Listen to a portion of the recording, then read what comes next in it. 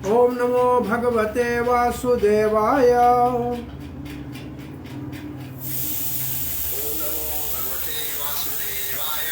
ओम नमो भगवते वासुदेवाय।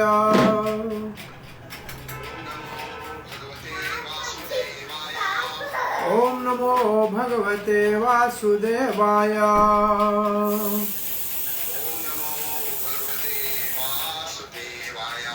नारायणं नमस्कृत्यं नरं चैव नरोत्तमं देवीं सरस्वतीं व्यासं ततो जयमुदीरये। नष्टप्रायेषु भद्रेषु नित्यं भागवत सेवया भगवती उत्तमश्लोकैर्भक्तिर्भवति नैष्टिकी। कृष्णाय वासुदेवाय देवकी नंदनाय च नंदगोपकुमाराय गोविंदाय नमो नमः। जय श्री कृष्ण चैतन्य प्रभु नित्यानंद श्री अद्वैत गदाधर शिवासदि गौर भक्त वृंदा। हरे कृष्णा कृष्ण कृष्ण हरे हरे, हरे राम राम राम हरे हरे। हरे कृष्णा। प्रिय पंचशील भक्तवृंद, दामोदर देश भक्तवृंद, फेसबुक के भाग्यशाली भक्तों, भागवत के प्रार्थनाओं के अंतर्गत चौथे स्कंद के 17वें अध्याय में धरती पृथ्वी माता पृथु महाराज को रक्षा के लिए प्रार्थना कर रही है। पृथु महाराज भगवान के अवतार, एक राजा सारी प्रजा का पालन पोषण पुत्र के समान करता है। उस भाव से जब पृथ्वी से अन्न का उत्पादन नहीं होने लगा तो पृथ्वी के ऊपर क्रोधित हुए। तो पृथ्वी उनको जो प्रार्थना कर रही है उनके अंतर्गत आज हम 4:17 के 32 श्लोक से आगे श्रवण शुरू करते हैं। पृथ्वी देवी गाय के रूप में कह रही है, न्यूनम बत ईशस्य समिहितं जनैः तन्मायया दुर्दया अकीर्ति आत्मभिः न लक्ष्यते यस्तौ अक्रोध अकार्य यो अनेक एक प्रतश्च ईश्वरः। न्यूनम निश्चित रूप से, बत ये भी सत्य है, समिहितं जनैः, समिहितं ईशस मतलब हे ईश्वर, समिहितं जनैः जो कार्य है उनके पीछे जो योजनाएं हैं सब जीवों की, तन माया, वो भगवान आपकी माया के द्वारा है। ये सब के आपकी माया से मोहित है और उसको हम जान क्यों नहीं सकते हैं? क्योंकि माया है दुर्जया। दुर्जया मतलब जिसके ऊपर वश न चले, जो हमारे बस में न आ सके, जिसको हम बस में न कर सके। जैसे दुर्तया है भगवत गीता में, ये दुर्जय है। और जिनको अभी तक अकृत आत्म भी, जिनको अभी तक पूरा आत्मा का बोध नहीं है, अनुभव नहीं है, न लक्ष्यते, उनको पता ही नहीं लगेगा।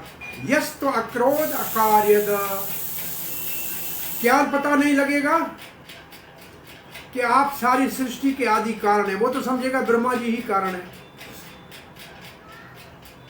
ऐसे नारद जी ब्रह्मा जी से पूछते हैं कि पिताजी, इस सृष्टि को आप इस सारी सृष्टि को आप ही करते हैं, ये सृष्टि आपकी हथेली के ऊपर आंवले के फल की तरह छोटा सा अखरूट ऐसे पड़ी है, आप इसको अच्छी तरह से जानते हैं, आप ही ईश्वर है।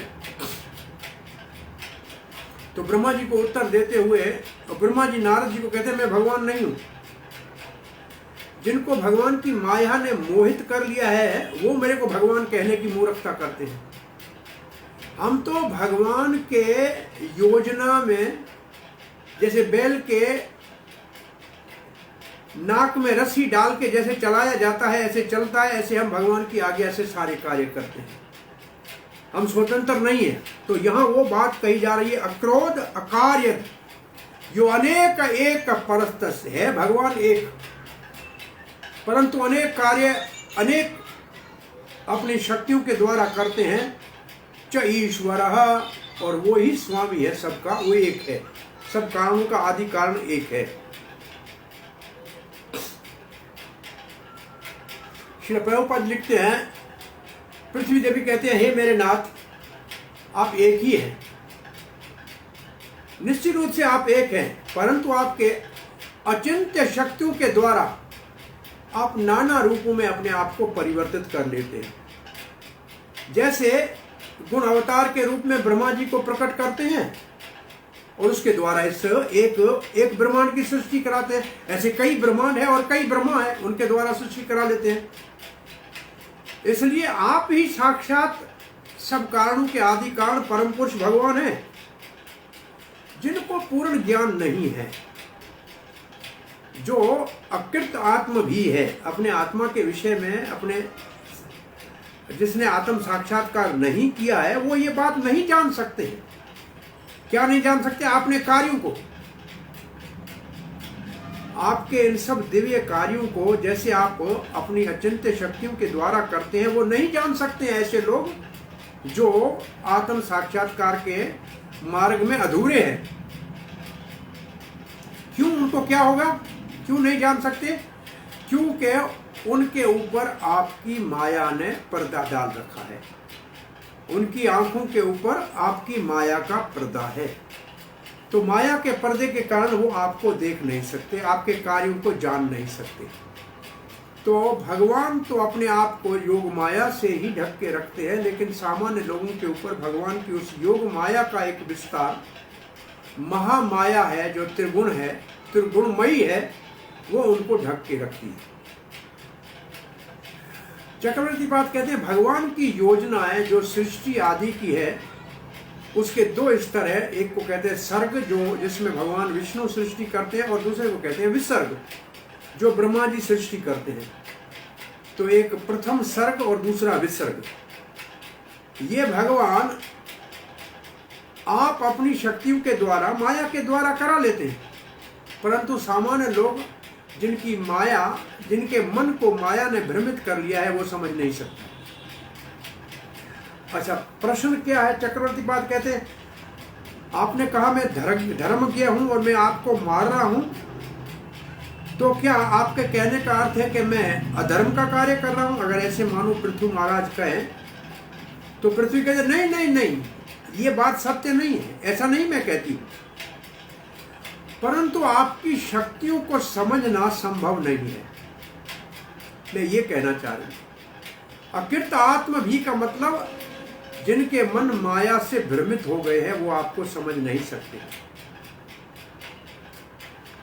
आप तो वो भगवान है जो अपनी सृष्टि ब्रह्मा जी के द्वारा इस संसार में कराते हैं, अकार्यत,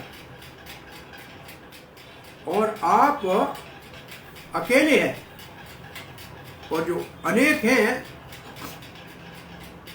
वो आपकी शक्ति के द्वारा कार्य करते हैं। श्रील प्रभुपाद जी कहते हैं, भगवान तो एक है, परंतु वो एक से अनेक हो जाते हैं। पर अनेक क्या होते हैं? दो प्रकार के अनेक समझना चाहिए। एक, भगवान अपने शक्तियों के रूप से अनेक कार्य करते हैं। एक, भगवान स्वयं एक से अनेक हो जाते हैं विष्णु के रूप में। तो यहाँ जो एक से अनेक का वर्णन है, वो है शक्तियों का। यहाँ भगवान के विष्णु रूप के एक से अनेक का वर्णन नहीं है, शक्तियों के द्वारा एक से अनेक का वर्णन। जैसे स्वयं भगवान गुण अवतार के रूप में ब्रह्मा जी बन के सृष्टि करते हैं, ये एक भगवान की शक्ति ही है, ब्रह्मा, क्योंकि भगवान ब्रह्मा शक्तिमान नहीं है, शक्ति है। तो प्रभुपाद जी लिखते हैं, ये तीन शक्तियां आपकी, माया शक्ति, योग माया शक्ति, अंतरंग शक्ति, और तीसरी ये जीव जो आपकी है, तटस्थ शक्ति, ये तीनों शक्तियां, और भी और आपकी शक्ति है, बल, क्रिया, ज्ञान, ये आपकी शक्तियां हैं। इनके द्वारा आप सारे काम करते हैं। जब तक किसी के ऊपर आपकी कृपा न हो, आपकी करुणा न हो, तब तक भगवान आपके ये सारे कार्य कैसे कोई समझ सकता है? ये आपकी शक्तियों के नाना प्रकार के जो कार्य हैं, अपने आप जो हो रहे हैं, इसको समझने के लिए आपकी अहितु की कृपा और दया चाहिए। प्रभुपाद जी इसके उपरांत लिखते हैं, जीव भी भगवान की एक तटस्थ शक्ति ही है और ब्रह्मा भी इसी जीव के कैटेगरी में आते हैं। ब्रह्मा जी भी जीव है, परंतु बहुत उन्नत आध्यात्मिक दृष्टि से बड़े उन्नत जीव हैं, बहुत ऊपर के स्तर के ऊपर उठे हुए जीव हैं, जिसके अंदर भगवान ने अपनी शक्ति का आवेश किया है ताकि वो सृष्टि का कार्य कर सके। परंतु आदि तो करता, सृष्टि करता तो भगवान ही है। जन्म आदि जैसे कहते हैं, सब कुछ भगवान से होता है। और फिर प्रभुपाद लिखते हैं श्लोक में, जो माया शब्द है ये बड़ा महत्वपूर्ण है। माया का एक अर्थ है शक्ति, तो ब्रह्मा भी भगवान की एक शक्ति है, क्योंकि जीव है तो वो शक्तिमान नहीं है, शक्ति है। वो भगवान शक्तिमान के हाथ में एक कठपुतली की तरह है, जैसे भगवान उसको कहेंगे वैसे वो करेंगे। अब एक कहते हैं कि कभी योजनाएं कभी कभी ऐसे दिखती है कि एक दूसरे के विरुद्ध है। कोई क्या भगवान सृष्टि करके फिर संहार क्यों करता है, एक दूसरे के विपरीत है, सृष्टि करना फिर संहार करना। परंतु इन दोनों के पीछे भगवान की कोई योजना होती है। इन सारी योजनाओं को जानने के लिए भगवान की कृपा की आवश्यकता है। क्यों? अब इसका आपको विपरीत कार्य और उसके पीछे भगवान की योजना, ये जब आपको समझना हो तो आप भीष्म देव के उस प्रवचन को ध्यान दीजिए, जब वो युधिष्ठिर महाराज से कहते हैं कि आप धर्मराज हो, आपके भाई धर्म के ऊपर चलने वाले हैं, ब्राह्मणों के सेवक हो, भगवान आपका सहायक है, फिर भी आपके जीवन में इतने सारे रिवर्सेस आए, इतने सारे आपके जीवन में उल्टी गतियां चली, इतना संकट आया। इसके पीछे योजना काल की है और काल कृष्ण के अधीन है। और क्यों ऐसे कृष्ण करते कोई नहीं जान सकता। और 3 नाम भी लिए हैं, न कपिल जान सकता है, न शंभु जान सकता है, न नारद जान सकता है। ऐसे महाजनों के नाम लिए हैं। भगवान की योजना क्या है? विपरीत काम होता है। किसी की रक्षा करते हैं और किसी को मार देते हैं, दोनों में उसके पीछे भगवान की योजना है, लेकिन हमको मालूम नहीं है, हम समझ नहीं सकते। तो ये भगवान की योजनाएं हैं। तो इसका अर्थ यहां ये पृथ्वी कहना चाहते हैं, आप मुझे मारना चाहते हैं, ये ऐसे लगता है, वैसे आप ही तो मेरे रक्षक हैं। आगे वाले श्लोक में कहती आप ही तो मेरे रक्षक हैं, और अभी आप मुझे मारने वाले दिख रहे हैं। ये विपरीत कार्य है, इसके पीछे भी कोई आपकी योजना होगी, हम नहीं समझ सकते हैं। परंतु आपकी योजना को समझने के लिए आपकी कृपा की आवश्यकता है। इसका मतलब हमारे जीवन में भी कभी ऐसी परिस्थितियां आती हैं जो भगवान का शरणागत भक्त है, तो उसके पीछे भी भगवान की योजना होती है, कोई उद्देश्य होता है। कोई चीज इस दुनिया में, प्रभुपाद जी कहते हैं, there is no accident in this world, everything has a definite plan. कोई चीज अपने आप दुर्घटना नहीं, सब कुछ भगवान के योजनाबद्ध होता है। एक्सीडेंट कुछ भी नहीं है दुनिया में। आगे पृथ्वी महारानी कह रही है गाय के रूप में, सरगादियो अस्या अनो अरुणंधि शक्ति भी द्रव्य क्रियाकारक चेतनात्म भी तस्मै समुन्ध निरुद्ध शक्त्यै नमः परस्मै पुरुषाय वेदसे। नमः परस्मै पुरुषाय वेदसे। वेदसे का मतलब आदि कारण, सबके कारण, कारणों के आदि, कारणों के आदि कारण। ये सब कारणों के कारण परम पुरुष भगवान आपको नमस्कार है। ये पृथु महाराज को कहती हैं कि आप परस्मै, परस्मै का मतलब परम पुरुष, परम पुरुषाय, हे परम पुरुष भगवान, आप सारे कारणों के आदि कारण है, आपको मेरा नमस्कार है। कौन से कारणों के आदि कारण है? सर्गादि। सर्ग का मतलब सृष्टि, आदि का मतलब पालन और संहार, सर्ग आदि। यही श्लोक जन्मादि के नाम से भागवत का पहला श्लोक है। जन्मादि सर्ग आदि एक ही बात है। यो अस्य अनुरद शक्ति भी, ये आप क्यों करते हैं, ये कार्य आप क्यों करते हैं भगवान? अस्य, इस भौतिक जगत में ये कार्य क्यों करते हैं? अनुरद,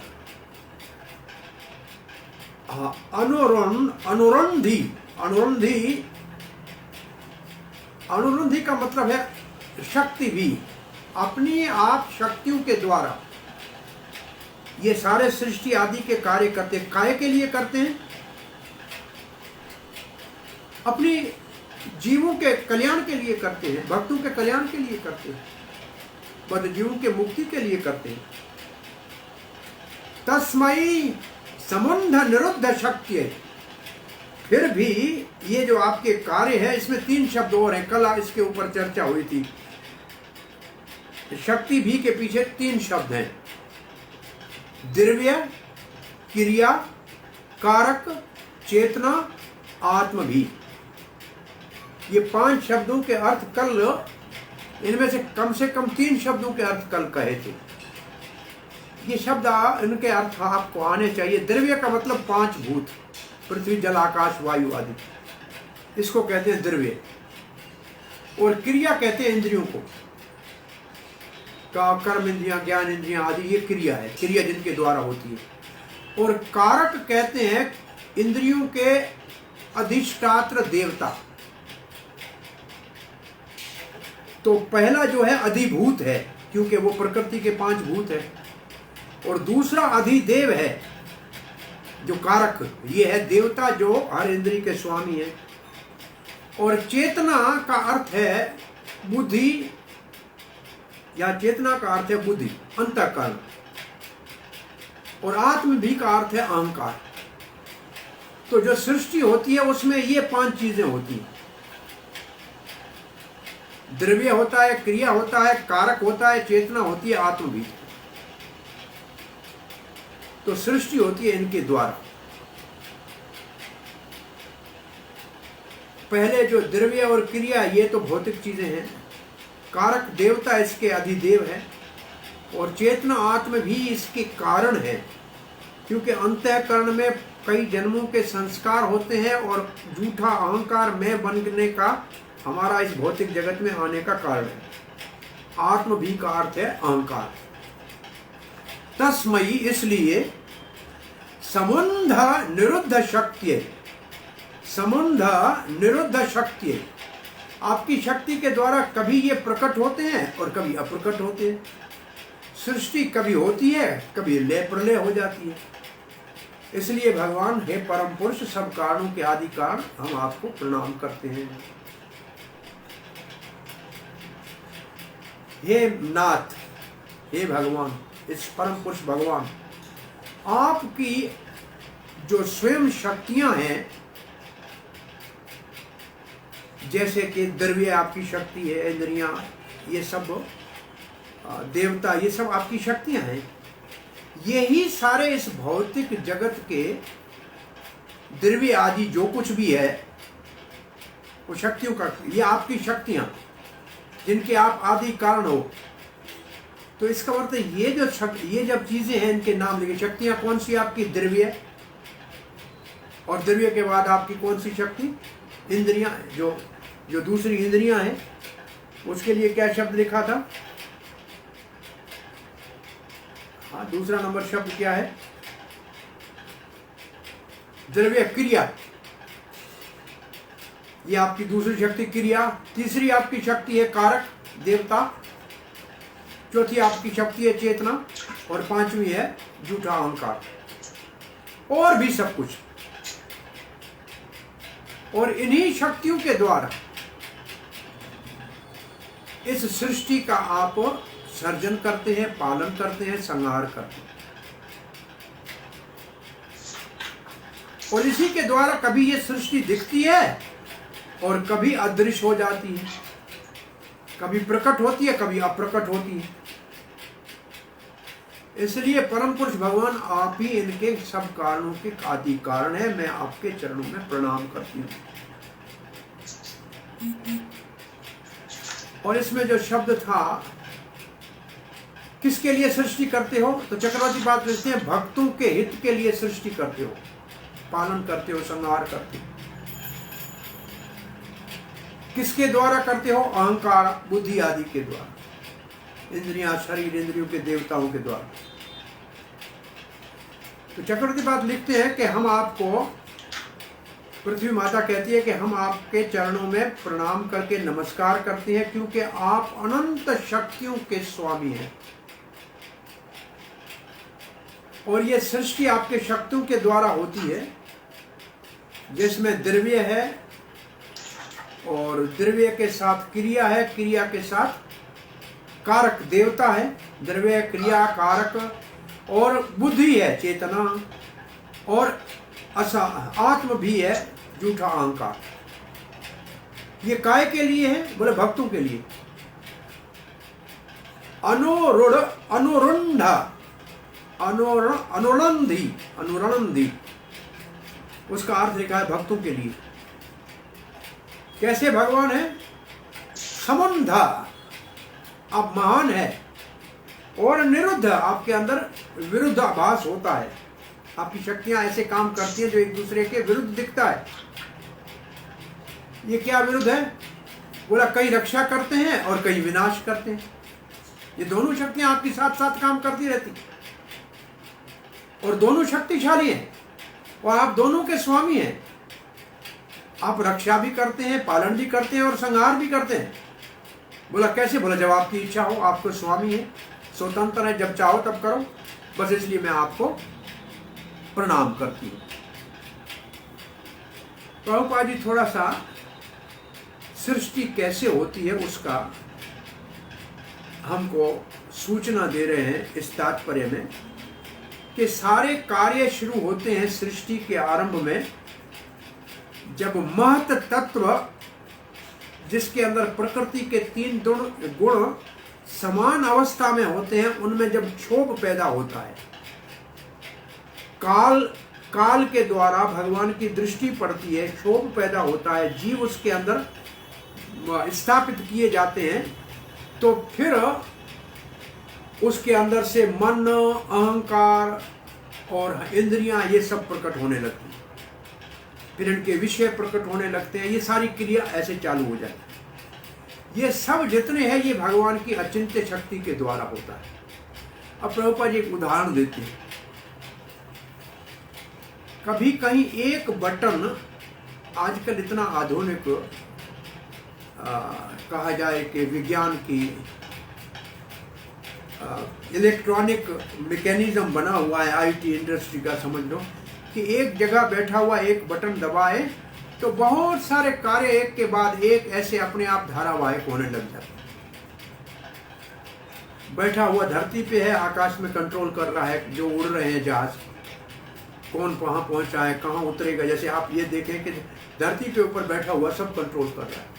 तो प्रभुपाद जी कहते हैं इस ऐसे उदाहरण से हम कहते हैं भगवान ने कुछ नहीं किया, संकल्प किया सृष्टि हो जाए, मानो एक बटन को उंगली लगा ली और सब काम अपने आप चालू हो गए, सब सृष्टि के कार्य शुरू हो गए, कैसे होना है वो काम अपने आप शुरू हो गए। और ये कैसे सब होती है, ये योजना भगवान की अचिंत्य है। अब भगवान आगे कह रहे, और पृथ्वी माता कह रहे, सवै भवानात्म विनिर्मितम जगत। वो जो सब सृष्टि करते हो ना भगवान, आप भगवान जब सृष्टि की तो मेरी भी सृष्टि की, मैं भी तो आपकी एक सृष्टि हूँ। जगत, जब जगत की सृष्टि की, उसका विनिर्मित मतलब उसका आपने निर्माण किया तो मेरा भी किया। भूतेन्द्रियांतःकरणात्मकं विभो, भूत का मतलब 5 भूत, इंद्रिय, अंतःकरण, अंतःकरण का मतलब हमारा सूक्ष्म शरीर, मन बुद्धि अहंकार का। भूत इंद्रिय अंतःकरण आत्मकम विभो, ये सब भगवान आपने किया। संस्थाप्यैषम अज माम रसातला, ये अजन्मा भगवान, आपका जन्म नहीं होता, इन सबकी सृष्टि किया और फिर इसके लिए आपने रसातल में, गर्भ सागर में मैं डूबी हुई पृथ्वी थी, उसको आपने अभ्युज्जारंभस्य आदि शुक्र, आपने आदि वाराह देव के अवतार में मेरे को धारण करके और आपने मेरी रक्षा की थी। तो आप पहली रक्षा भी आपने की और अब मारने भी आप ही आ रहे हैं। इन दोनों के पीछे आपकी कोई योजना होगी। तो पृथ्वी महारानी क्या कह रही है, भगवान आप तो हैं अजन्मा। एक बार आदि वाराह के रूप में आपने मेरे को गर्भ सागर के अंदर रसातल में पड़ी थी, वहां से लाकर आपने और यहां स्थापित किया। और इसलिए स्थापित किया आपकी शक्ति के द्वारा, ताकि ये जो आपने सृष्टि की है अंतःकरण आदि की, प्राणियों की, ये सारे संसार को मैं धारण कर सकूं। तो ये तो आपने ही कार्य किया था। तो चक्रवर्ती पाद कहते हैं, ये श्लोक पे और एक और आगे श्लोक है, 2 श्लोक इस और आगे आने वाले श्लोक में पृथ्वी महारानी भगवान से कृपा की, दया की प्रार्थना कर रही है। भगवान को याद करा रही है कि आपने ही तो मेरी रक्षा की थी, आप ही हिरण्याकश ने मेरे को गर्भ सागर में धक्का दे दिया था, मैं रसातल में चली गई थी, आप ही मुझे निकाल कर लाए थे, ये याद दिला रही है। श्रील प्रभुपाद जी लिखते हैं, भगवान श्री कृष्ण जब आदि वाराह के रूप में आए थे तो उन्होंने धरती को धारण किया था। धरती जो जल निमग्न रसातल में डूब गई थी, असुर हिरण्याकश उसको ले गया था, अपने स्थान से उसको उखाड़ के ले गया था। तो असुर कितना शक्तिशाली होगा कि पूरे इस भूमंडल को उखाड़ दिया।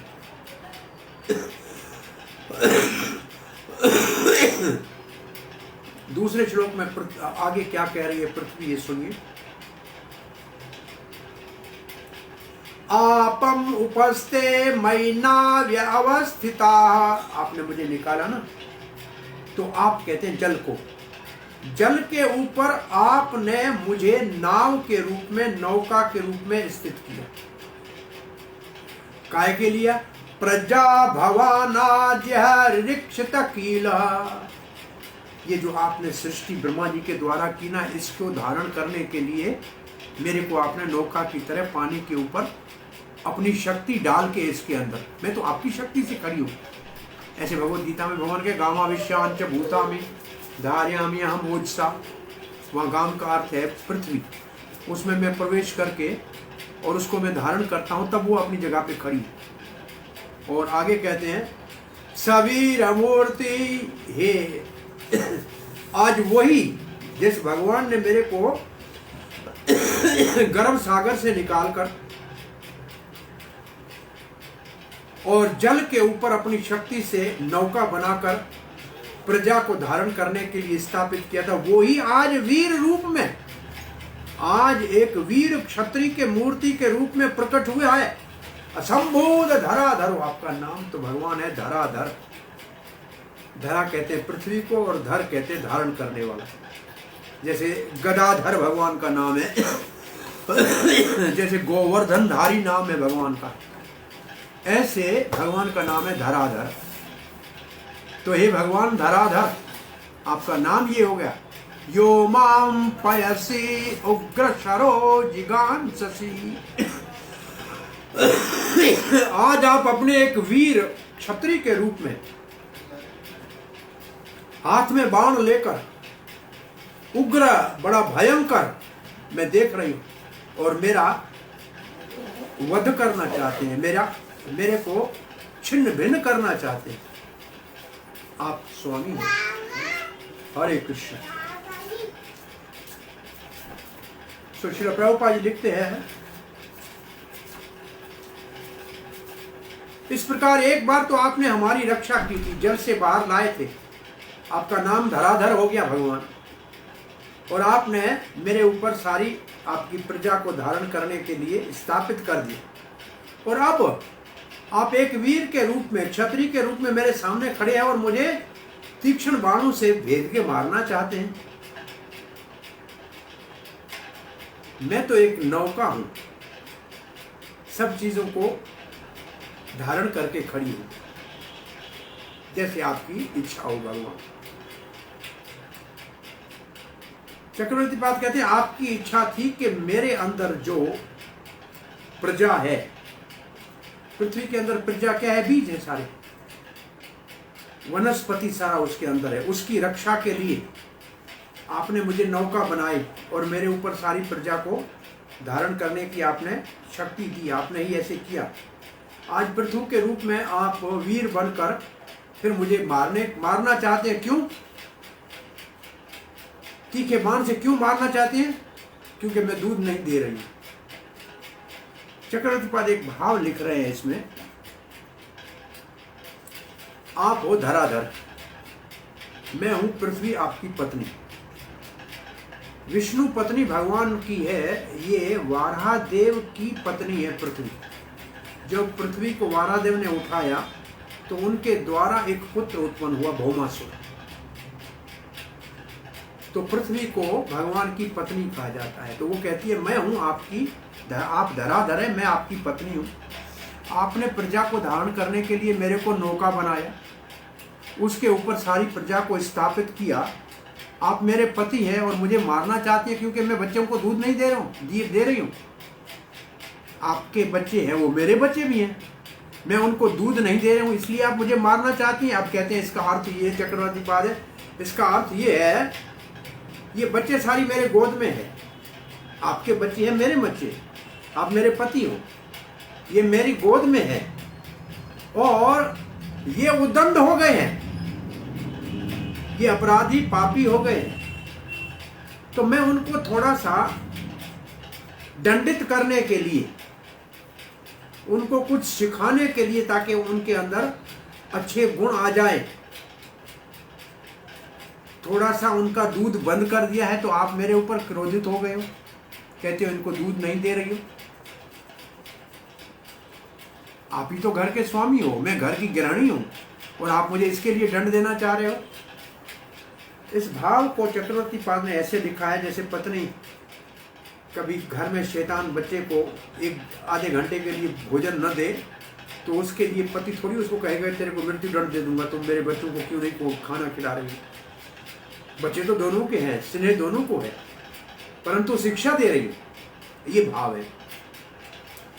भगवान श्रील प्रभुपाद जी लिखते हैं भगवान का एक नाम है धराधर, उसका मतलब है पृथ्वी को वारादेव के रूप में अपने मुख के अग्रभाग के ऊपर धारण किया।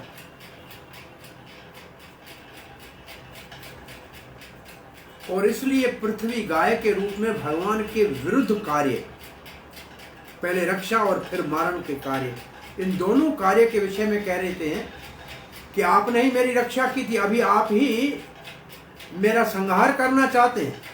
एक नौका रूप में जल के ऊपर आपने ही स्थापित किया और अभी आप डुबाना चाहते हैं। इन आपके कार्यों को कोई नहीं समझ सकता है, कम बुद्धि के कारण।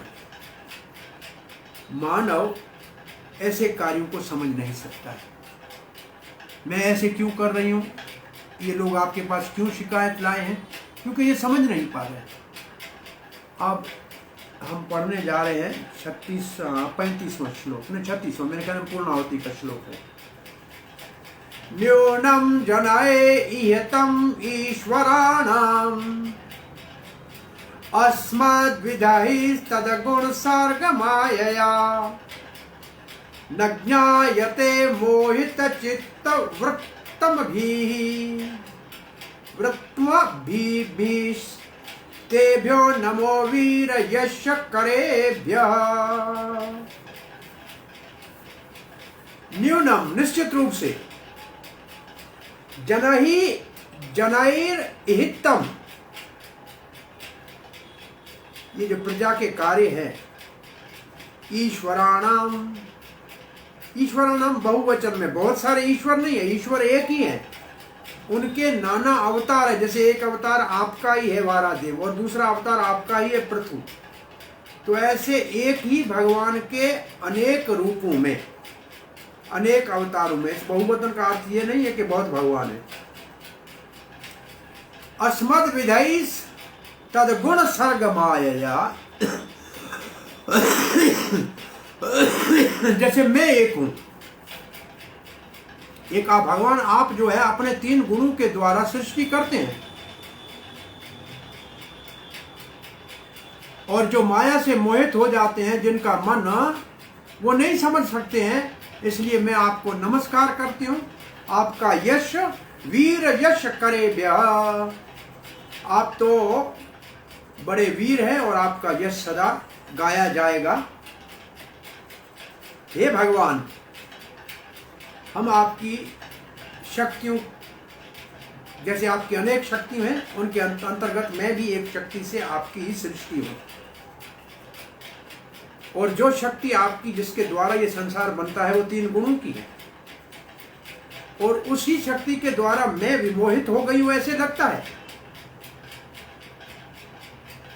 आपके भक्तों के कार्यों को ही समझना मुश्किल है, तो फिर आपके कार्यों को समझ पाए, आपके लीलाओं को समझ पाए, ये कैसे संभव है? इसलिए जो कुछ हमको दिख रहा है, विपरीत दिख रहा है, एक दूसरे के विरुद्ध दिख रहा है, आश्चर्यजनक दिख रहा है, ये सब आपकी लीला है, और माया के कारण हम इसको समझ नहीं पाते। चक्रवर्ती लिखते हैं, भगवान आपकी इच्छा को हम कहते हैं, हम और जैसे देवता की स्त्रियां और उनका संतान ये नहीं जान सकते। क्यों नहीं जान सकते? कि उनके मन को माया ने विमोहित कर दिया। जो आपका शरण लेते हैं वो केवल समझ सकते। मैं आपको प्रणाम करती हूं। जो बड़े दानी हैं उनका गुणगान गाया जाता है। ऐसे चक्रवर्ती पाद ने इसका अर्थ लिखा है, और चक्रवर्ती पाद का भाव है,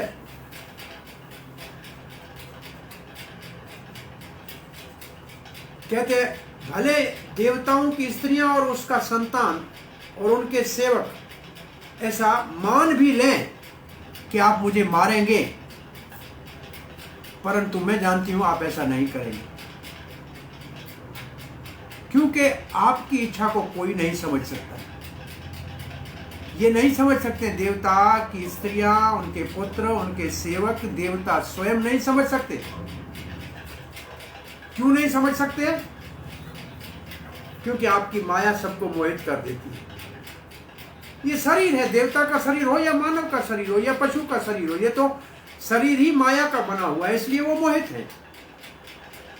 जो आपका शरण लेता है, चित्त वृत्तम भी, चित्त वृत्तम भी, जो आपके शरणागत है, मैं आपके चरणों का शरण लेती हूं। जो बड़े उदार दयालु और बहुत बड़े दानी है, उनकी महिमा गाई जाती है। अगर आप उनके ऊपर, भगवान अगर आप उनके ऊपर कृपा न करें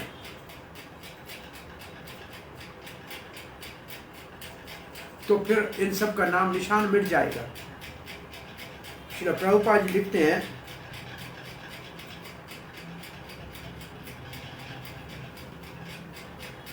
कि भगवान के कार्य, उनके नाना प्रकार के अवतारों के समय सब असामान्य होते हैं, अद्भुत होते हैं, दिव्य होते हैं, अद्वितीय होते हैं, और मानव को उनको समझना संभव नहीं है। इसलिए श्री जीव गोस्वामी लिखते हैं कि भगवान की सारी लीलाओं को, सारे कार्यों को अचिंत्य समझना चाहिए। हमारे मन की पहुंच से परे हैं, हम उनको नहीं समझ सकते हैं और उनको समझा भी नहीं सकते। ये कैसे हो रहा है? पत्थर तैर रहा है समुद्र के ऊपर, राम जी का सेतु बनता है और घास डूब जाता है। कैसे होता है? भगवान की अचिंत्य शक्ति। इतनी बड़ी भारी धरती पानी के ऊपर तैर रही, और समुद्र के अंदर ज्वार बाटा आता है, आग निकलने लगती है, वड़बा अग्नि कहते हैं। ये सब कैसे हो सकता है? पानी में आग लग सकती है, पानी के ऊपर धरती तैर सकती है।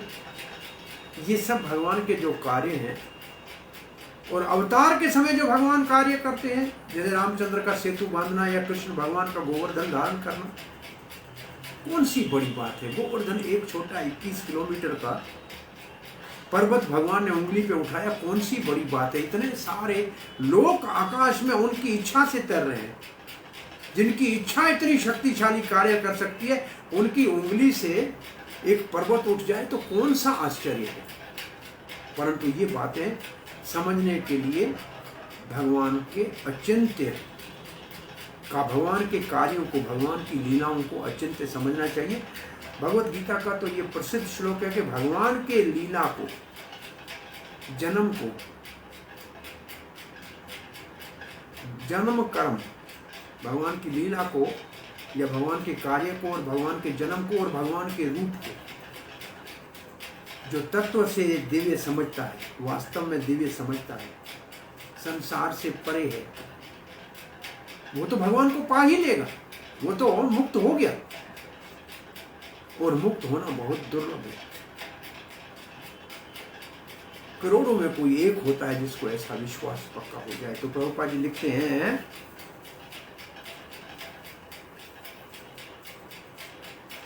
भगवान तो नित्य श्री कृष्ण अपने गोलोक वृंदावन धाम में निवास करते हैं, परंतु वहां निवास करते हुए भी भगवान अनंत रूपों में, कभी राम के रूप में, कभी नरसिंह के रूप में, कभी वाराह के रूप में अवतार लेते हैं। संकर्षण जो बलराम जी से, बलराम जो श्री कृष्ण से विस्तार होता है, और फिर वहां से जितने अवतार आते हैं वो सब कला कहलाते हैं। अवतार की परिभाषा ये है कि ये सब, इन सब का, प्राय सब का, कुछ को छोड़कर वैकुंठ के में, आध्यात्मिक जगत में अपना अपना लोक है, वहां वो रहते हैं। और वहां से इस धरती के ऊपर जब आवश्यकता पड़ती है किसी विशेष कार्य की, तो अवतार लेकर आते हैं। अवतार लेने का अर्थ है उतर के नीचे आना, वहां रहते हैं, वहां से नीचे आ जाते हैं। तो जब यहाँ आते हैं, ऐसा नहीं है कि वहां नहीं रहते हैं। यही बड़ी है, यही अचिंत्य शक्ति है, यही भगवान का अचिंत्य कार्य है। वहां भी है और यहाँ भी है। ऐसा नहीं है वहां जब भगवान यहाँ अवतार लेते आते हैं तो फिर आध्यात्मिक जगत बंद हो जाता है, ताला लगा के आते हैं। जैसे हम घर से दिल्ली से जाते हैं वृंदावन, तो घर को ताले लगा के जाते हैं, तो हम दिल्ली में तो नहीं होते। तो ऐसे भगवान नहीं।